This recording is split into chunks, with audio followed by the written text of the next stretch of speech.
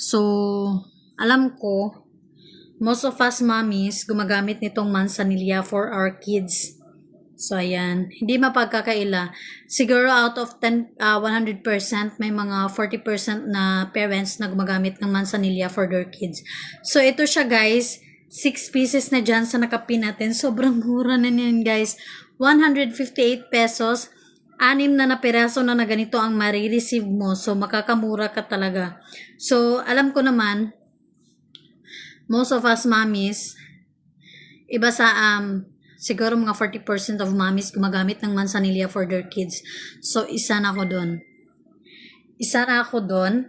And, yun. Ito yung ginagamit ko para sa anak ko, guys. So, 6 pieces na to siya, guys, for only 158 pesos. Makakatipid ka na talaga, makakamura ka. So, kung i-compare mo, kung bibili ka ng isang ganito sa tindahan and i-compute mo into 6 pieces, mahal talaga siya. So, dito guys, 158 lang, 6 na set na ganito ang marireceive mo.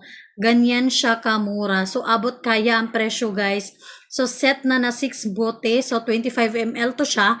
6 na piraso na ganito ang marireceive mo for only 158 pesos. So, mataas na kalidad sa abot kayang halaga. So, affordable talaga siya, lalo na sa mga mamis dyan. Or even us, mga matatanda, may gumagamit pa rin manzanilla sa atin, di ba? So, mabilis ang ginawa nito. Epektibong lunas sa bloating, flatus, at abdominal discomfort. So, walang sakit na dulot nito, guys. So, madali siyang gamitin, ilagay at i-masahe sa tiyan.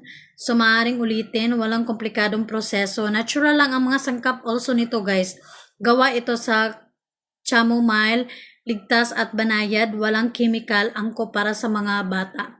So, subok na, effective talaga to. So, para lang sa akin, guys, 2 na yung anak ko. Ito talaga yung ginagamit namin since mga bata pa sila up to now. So, subok na epektibo. So, testimony mula sa mga magulang na patunayan na ang bisa na para sa mga bata. So, ako guys, napapatunayan ko na talaga kasi itong manzanilla yung ginagamit ko talaga para sa anak ko guys. Kasi yung isa, yung efficacent, I think hindi yun bagay sa mga bata eh. So, for me lang pang adult yun. So, kung bata ang pag-uusapan natin, ito talaga siya mostly ang ginagamit, yung manzanilla.